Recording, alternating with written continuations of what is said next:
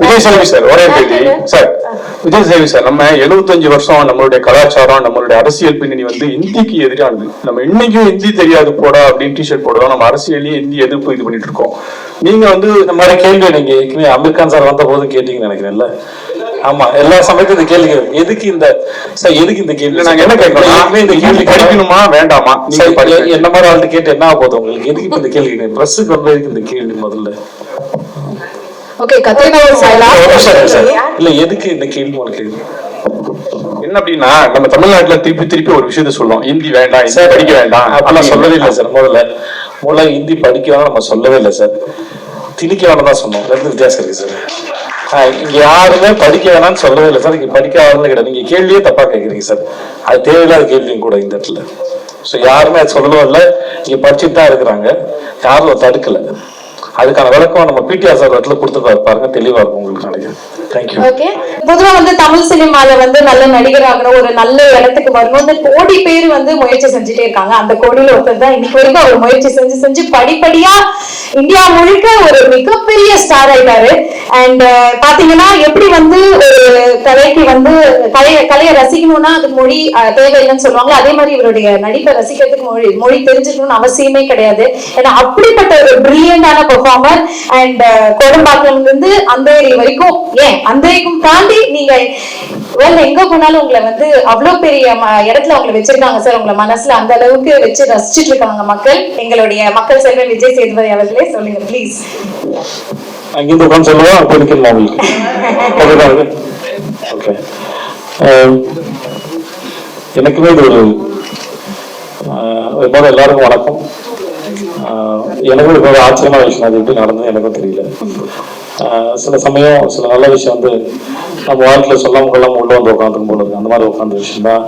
நான் இவர் merry Christmas அப்போ நான் மெல்போர்னில் அவரை பார்த்தது, வரும்போது அவர் 96 படம் பார்த்துட்டு அப்புறம் எனக்கு ஒரு நாள் வீடியோ மெசேஜ் அனுப்பியிருந்தாரு. விஜய் இந்த மாதிரி வந்து நம்ம ஒரு கதையை பற்றி பேசலாம், ஃப்ரீயாக இருக்கப்போ ஃபோன் பண்ணுங்க, வீடியோ காலில் பேசலாம்னு சொல்லிட்டு அப்போ ஒரு 1/2 மணி நேரம் பேசியிருக்கோம். எப்பயுமே அவர் வந்து ஒரு விஷயம் பேசினா ஒரு வீடியோ எடுத்து அனுப்புவார் எனக்கு. அது ரொம்ப கியூட்டான விஷயம் அவர் பண்றது. மற்றபடி எனக்கு இவர் சாரோட படம் வந்து முதல் படம் வந்து ஹசீனாத்தின்னு ஒரு படம் பண்ணியிருந்தாரு. அது 2005 2004 February 16 அவரோட ஃபர்ஸ்ட் படம் என் படத்துல ரிலீஸ் ஆயிருக்கு. என் ஃப்ரெண்டு ஒருத்தன் கொடுத்தான். அப்போ இந்த மாதிரி ஸ்ரீராம் ராவன் ஒரு பையன் வந்திருக்கான், ராம்போட ஒரு அசிஸ்டன்ட் படம் அப்படின்னு சொல்லி கொடுத்தான் சார். Sorry sir. அப்போ நான் பார்த்தேன், ரொம்ப பிடிச்சது அந்த படம். அதுக்கப்புறம் நம்ம ஐநாக்ஸ்ல வந்து பத்லாப்பூர் ஒரு படம் பார்த்தேன். எனக்கு அந்த படம் ரொம்ப பிடிச்சிருந்து. யாராவது தமிழ்ல அது பண்ணுவாங்க, எனக்கு அது பண்ணணும்னு ஆசை இருந்தது. அந்த ரீமேக் யாருமே பண்ணல. அந்த ஸ்டோரியோட போற விதமே ரொம்ப நல்லா இருந்தது. நவாசுதீனோட ரோல் பிரமாதமா இருக்கும். ஸோ இதுதான் நான் அவரை பற்றி நான் மேனிஃபெஸ்ட் பண்ணதோ இல்லை இமேஜின் பண்ணதோட வந்து ஒரு நாள் இந்த மனுஷனோட வேலை செய்யணும் ஒரு ஆசை இருக்குது. அப்புறம் மேரி கிறிஸ்மஸ் இந்த கதையை சொல்லும்போது எனக்கு ரொம்ப பிடிச்சிருந்தது. ஆனால் அதுக்கப்புறம் ஒரு செப்டம்பர் கிட்ட என்கிட்ட பேசினாரு, ஒரு தொடர்பும் இல்லை அதுக்கப்புறம். அப்புறம் ஒரு நாள் வந்து ஒரு நம்மளை கழட்டி விட்டாங்களா, வேற யாரும் பார்த்தாங்கன்னு தெரியலன்னு சொல்லிட்டு ஒரு நாள் ஃபோன் பண்ணி இந்த மாதிரி சார் ஜனவரி 16 எனக்கு பிறந்தநாள், சஞ்சய் ராவுத் அவர் தான் சார் ஃபோன் பண்ணேன், அக்ரிமெண்ட் போடுறாங்க என் பிறந்தநாளைக்கு போடலாமா சார், சென்டிமெண்ட்டாக நல்லா இருக்கும் அப்படின்னு. எனக்கு அப்போ தெரியாது ஹசீனாத்தி ரிலீஸ் ஆனது ஜனவரி 16. ஸோ அதே சார் காமிச்சு சொல்லி சொன்னேன். இப்போ அப்படியே போட்டுடலாமே அக்ரிமெண்ட் அப்படின்னாங்க. ஸோ அதுதான் எனக்கு ஒரு ஹோப்பாக இருந்தது. ஓகே, நம்ம கன்ஃபார்மாக இருக்கணும். மற்றபடி எனக்கு அவரை மீட் பண்ணது, அவர் கதையை சொன்ன விதம், அப்புறம் ஆக்டர்கிட்ட ரொம்ப ஃப்ரீடம் கொடுக்குறது. ஒரு 30 நாள் சும்மா ஒண்ணுமே இருக்காது. சும்மா மத்தியானம் லஞ்சுக்கு மேலே போய் மும்பையில் அவங்களோட ஆஃபீஸ் போய் உட்காந்து பிளாக் காஃபி குடிச்சிட்டு பேசிட்டு இருக்கிறது தான். சும்மா தான் பேசுவோம். அதில் சினிமா பார்த்து ஒரு 1/2 மணி நேரம் இருக்கும். அவர் சொல்லுவார், அப்படின்னா ரொம்ப மெனக்கடலாம் வேண்டாம், சும்மா ரிலாக்ஸாக இருக்கேன். நம்ம கிட்ட இருந்து அவர் எப்படி வேலை வாங்குறாரு கூட தெரியாது. ஆனா அவரோட ஸ்பெண்ட் பண்ற டைம்ல வந்து அவரை பத்தினதும் அவரோட ஃபில்ம் மேக்கிங் பத்தினதும் அப்புறம் பூஜா மேடம் ரொம்ப ஸ்வீட். அவங்க நம்ம வந்து ரொம்ப ஸ்வீட். அவங்க வந்து சாரோட எடிட்டர் ஃபர்ஸ்ட் படத்துல இருக்காங்க, கோ ரைட்டர். ஸோ இவங்களோட சும்மா டைம் ஸ்பெண்ட் பண்றதே வந்து இந்த படத்தை பத்தின புரிதலும் அந்த இண்டஸ்ட்ரி அங்க இருக்கிற பழக்க வழக்கங்கள் எல்லாமே மெல்ல மெல்ல புரிய ஆரம்பிச்சது. அது எனக்கு செட்டுக்கு போகும்போது நான் புதுசா போகிற ஒரு ஃபீல் எனக்கு கிரியேட் பண்ணல. ஒருவேளை என்னை கமிட் பண்ணிட்டு நேரடியாக ஃபர்ஸ்ட் டே என்னை ஷூட்டு கூப்பிட்டு போயிருந்தாங்கன்னா நான் இவ்வளோ கம்ஃபர்டபுளாக இருந்திருப்பேனா கூட எனக்கு தெரியாது. ஏன்னா அந்த இடம் அந்த எனர்ஜி எல்லாமே புரிஞ்சு அதுக்கப்புறம் போய் நடிக்கிறது பெரிய கஷ்டமாக இருந்திருக்கும். ஸோ ஆக்டர் எப்படி ஹேண்டில் பண்ணுங்கிற வரைக்கும் அது. அப்புறம் ரொம்ப அழகான ஆச்சரியம், ஒரு நாள் கட்டின கைஃப் நான் நேரில் பார்த்தது. இது ஒன்றா வந்தாங்க. ஒரு நம்மளோட சீனியர் ஆக்டர் ஒரு 2 டிக்கெட் வந்திருக்காங்க இண்டஸ்ட்ரியில். அவங்க எப்படிப்பட்ட பர்சனாலிட்டியாக இருப்பாங்கன்னு ஒரு பயம் இருந்தது. பட் வந்ததுலேருந்து அவங்களுக்கு அந்த சீனு, கதை, டிஸ்கஷனு, நான் என்ன பண்ண போகிறேன், இவர் தான் குவாக்னா, அவர் என்ன புரிஞ்சிருக்காரு அப்படின்னு மொத்தமாக அது இந்த ஃபில்மை அண்டர்ஸ்டாண்ட் பண்ணிக்கிறது தான் அவங்களோட மோஸ்ட் ஆஃப் த கொஷின்ஸ், அதோட பார்ட்டிசிபேஷன் அது பண்ணிடுவாங்க. ஸோ எனக்கு அது உன்னோட ஆக்டர்கிட்ட இருந்து எஸ்பெஷலி லீட் ரோல் பண்ணுற இன்னொரு குவாக்டர் வரும்போது அது it makes more comfortable. That இப்போ ஒரு வேலை செய்யும்போது ஒரு மைண்டோட இன்ட்ராக்ட் பண்ணி பண்ணும்போது அது ரொம்ப நல்லாயிருக்கும். அது பெரிய கம்ஃபர்டபுளாக இருந்தது கட்டினாவோட ஒர்க் பண்ணும்போது. அப்புறம் கவின் பாபு வந்து பாபு வந்து நான் கூத்துப்பட்டைக்கு 2004 வேலைக்கு போகும்போது என்னை உள்ள போனவுடனே ஒரு டீமை என்னை பயமுறுத்தினா அதுதான் பாபு. அது ஏன்னா அப்போ வந்து மீனாட்சின்னு ஒரு மேடம் வந்து தியேட்டர் டைரக்டர் வந்து பாஞ்சாலி சபதத்தை வந்து ரிஹர்சல் பார்த்தாங்க. ஒரு உடான்ஸ் அடிச்சு நான் தான் பீமன் அப்படின்னு சொன்னாப்புல. ஸோ 10 நாள் கழிச்சு நான் பாபுவோட ஒர்க் பண்ண ரொம்ப பெரிய சந்தோஷம். இந்த படம் ஜனவரி 12 வருது. பட் நாங்களும் எங்கள் சுற்றத்தார் அனைவரும் படத்தை பார்த்துட்டோம். எங்களுக்கு ரொம்ப பிடிச்ச படம், ரொம்ப நல்லா வந்திருக்கு. கண்டிப்பாக உங்க எல்லாருக்கும் பிடிக்கணும். அந்த எல்லாருக்கும் ரொம்ப நன்றி. சூப்பர் சார், கண்டிப்பா எல்லாருக்கும் பிடிக்கும். எப்படி இவ்வளவு அசால்ட்டா ஹிந்தி பேச ஆரம்பிச்சிட்டீங்க? நாங்க கேள்விப்பட்டோம் இதெல்லாமே லைவ் ரெக்கார்டிங் தான் அப்படின்னு. ஆமா, சிங் சவுண்டா? எப்படி சார்? ஐயோ அப்படிதான், இதே மாதிரி எனக்கு சீரியஸா சார் கேட்கவே பயமா இருக்கு. நான் ஃபர்ஸ்ட் சார் எனக்கு செப்டம்பர்ல கதை சொல்லும்போது எனக்கு நான் துபாயில ஒரு 3 வருஷம் வேலை பார்க்கறதுனால எனக்கு ரொம்ப டச் விட்டு போச்சு. அங்க ஹிந்தி பேசுவாங்க. ஸோ என் பாஸ் வந்து முதல்ல சொன்ன வார்த்தை ஹாத் மே கித்னா பைசா கின்தி கரோ அப்படின்னாப்ல. கையில எவ்வளவு பணம் இருக்கு என்ன அப்படின்னாப்ல என் பாஸ் ஃபர்ஸ்ட் சொன்ன ஹிந்தி. ஸோ அங்க இருந்தது. பட் ரொம்ப ஃபோன் சவுண்ட் நல்லா இருக்கு.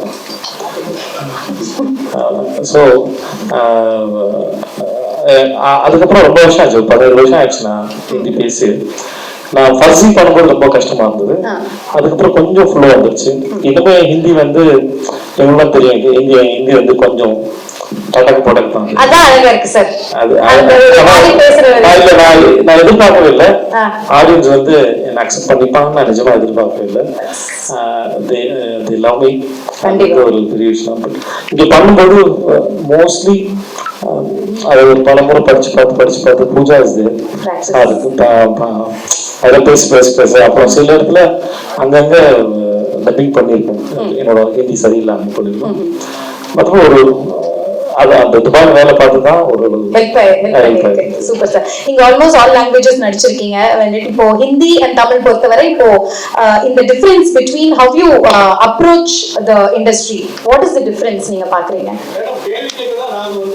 சரி, நானும் ஒரு ஆளு கேட்கிறேன் ப்ளீஸ் அண்ணா. என்ன சார் கவலைப்படாதீங்க, நம்ம நானும் கேட்டுக்கிறேன் நீங்களும் கேளுங்க. ஓகே ஓகே கிக்கி நம்ம முடிச்சுப்போம்.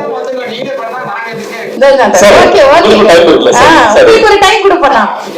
சரிங்க ஓகே யூ ரிலாக்ஸ். வேலை செய்யறது பேச முடியல, வெறும் அந்த மொழியை பேசுறதுல மட்டும்தான் ஒரு மொழி ஒரு இடத்துல ஆரம்பிக்கணும்னு நினைக்கிறேன். அந்த சவுண்டை கண்டுபிடிச்சு பேசுறது மட்டும்தான் பழக்கம் கஷ்டமா இருந்தது. மற்றபடி எல்லா இடத்துலயும் கதை தான் சொல்லும். அது ஸ்மூத்தா தான் போச்சு, ரொம்ப நல்லா இருந்தது. அப்புறம் எல்லாமே டிபெண்ட் அந்த டைரக்டர் தான் இருக்குது. ஓகே கண்டிப்பா. Vijay sir, hello Vijay sir, இங்க பாருங்க. முன்னாடிலாம் வந்து ஹிந்தி சினிமாவுக்கு போறது வந்து அவ்வளவு கஷ்டம் அப்படின்னு சொல்லுவாங்க சில வருஷத்துக்கு முன்னாடி. ஆனா இப்போ நிறைய இண்டஸ்ட்ரி வந்து பீப்புள் டெக்னீஷியன்ல இருந்து எல்லாரும் போயிருக்காங்க. இப்போ ஹிந்தி சினிமா தமிழ் ஆட்களை எப்படி மதிக்கிறாங்க? கேட்ரினா கைஃப், ராதிகா ஆப்தே மாதிரி ஆட்களோட ஒர்க் பண்ணும்போது உங்களோட எக்ஸ்பீரியன்ஸ் எப்படி இருந்துச்சு? அங்க உங்களுக்கான ரெகக்னேஷன் எப்படி இருக்கு சொல்லுங்க.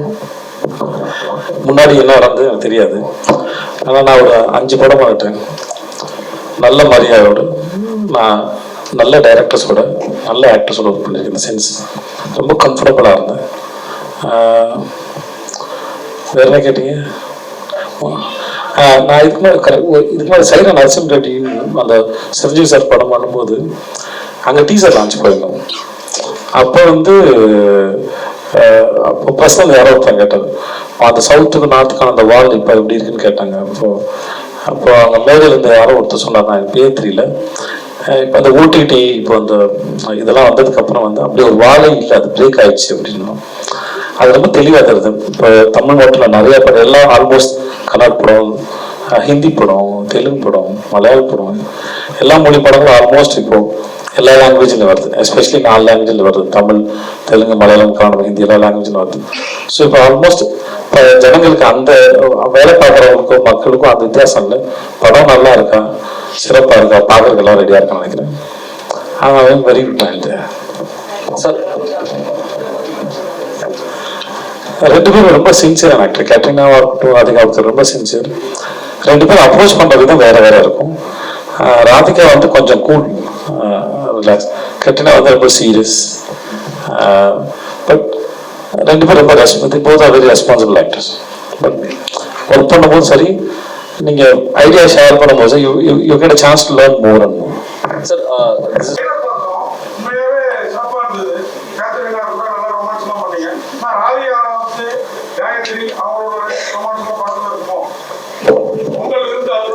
இல்ல என்ன புரியல, என்னது யாருக்கு விருந்து? ஓகே, ஏற்கனவே சார் சொன்ன மாதிரி அந்த அவங்க ஒருத்தர் கேட்ட கேள்வி சொன்ன மாதிரி இந்த கேள்விகளோட படத்தை பார்த்துருங்க. என்ன இது மாதிரி சொல்ல விரும்பல, நீங்க பார்த்துட்டீங்கன்னா தெரிஞ்சிடும். விஜய் சேவி சார், ஒரே கேள்வி சார். விஜய் சேவி சார், நம்ம 75 வருஷம் நம்மளுடைய கலாச்சாரம், நம்மளுடைய அரசியல் பின்னணி வந்து இந்திக்கு எதிரானது. நம்ம இன்னைக்கும் இந்தி தெரியாது போடா அப்படின்னு டிஷர்ட் போடுறோம், நம்ம அரசியலையும் இந்தி எதிர்ப்பு இது பண்ணிட்டு இருக்கோம். நீங்க வந்து இந்த மாதிரி கேள்வி நீங்க ஏற்கனவே அமீர் கான் சார் வந்த போது கேட்டீங்கன்னு நினைக்கிறேன்ல. ஆமா, எல்லா சமயத்தும் இந்த கேள்வி எதுக்கு இந்த சார், எதுக்கு இந்த கேள்வி நாங்க என்ன கேட்கணும், இந்த கேள்வி படிக்கணுமா வேண்டாமா? என்ன மாதிரி ஆள்கிட்ட கேட்டு என்ன ஆக போகுது உங்களுக்கு? எதுக்கு இந்த கேள்வி பிரஸுக்கு வந்து இந்த கேள்வி முதல்ல இல்ல எதுக்கு இந்த கேள்வி உங்களுக்கு என்ன அப்படின்னா, நம்ம தமிழ்நாட்டுல திருப்பி திருப்பி ஒரு விஷயத்த சொல்லுவோம், ஹிந்தி வேண்டாம், சார் படிக்க வேண்டாம். அதெல்லாம் சொல்லவே இல்லை சார். முதல்ல ஹிந்தி படிக்க வேணாம் நம்ம சொல்லவே இல்லை சார், திணிக்க வேணாம் தான் சொன்னோம். 2 வித்தியாசம் இருக்கு சார். இங்க யாருமே படிக்க வேணாம்னு சொல்லவே இல்லை சார். இங்க படிக்க ஆளுன்னு கிடையாது. நீங்க கேள்வியே தப்பா கேட்குறீங்க சார், அது தேவையில்லாத கேள்வியும் கூட இந்த இடத்துல. ஸோ யாருமே அது சொல்லவும் இல்லை, இங்க படிச்சுட்டு தான் இருக்கிறாங்க, யாரும் தடுக்கல. அதுக்கான விளக்கம் நம்ம பிடிஆர் சார் இடத்துல கொடுத்துருப்பாரு, பாருங்க, தெளிவா இருக்கும் உங்களுக்கு நினைக்கிறேன். Thank you. Okay, thank you so much. ஏன்னா உங்களுக்கு ஃபிளைட் இருக்கு, கொஞ்சம் புரிஞ்சுக்குங்க. என்ன கேள்வியா இருந்தாலும் படத்தை பார்த்து தெரிஞ்சுக்குங்க, அதுதான் ஒரே answer. Thank you all so much. January 12th merry Christmas release ஆகுது. ஸோ தியேட்டர்ல போய் நம்ம படம் பார்க்கலாம். Can we have a group picture? எல்லாரும் கொஞ்சம் அப்படியே இருங்க. group picture and video எடுக்கணும். group picture and video எடுக்கணும் ப்ளீஸ். எல்லாரும் உட்காருங்க. ஃபர்ஸ்ட் போட்டோ எடுத்துக்கலாம், ஃபர்ஸ்ட் போட்டோஸ் எடுத்துடலாம், அதுக்கப்புறம் வீடியோஸ் எடுக்கலாம். First photographs.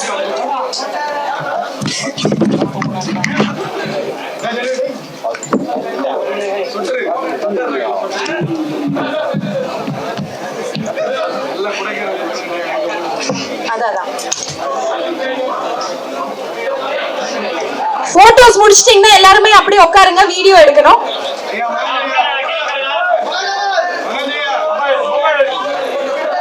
போட்டோ முடிச்சிட்டீங்கன்னா எல்லாரும் உட்காந்துருங்க ப்ளீஸ் ப்ளீஸ் ப்ளீஸ். அப்படியே உட்காருங்க. Videos please.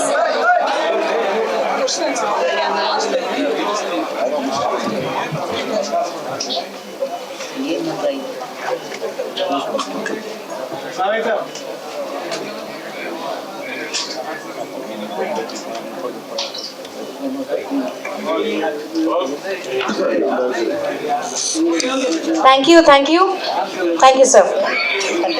Thank you, sir.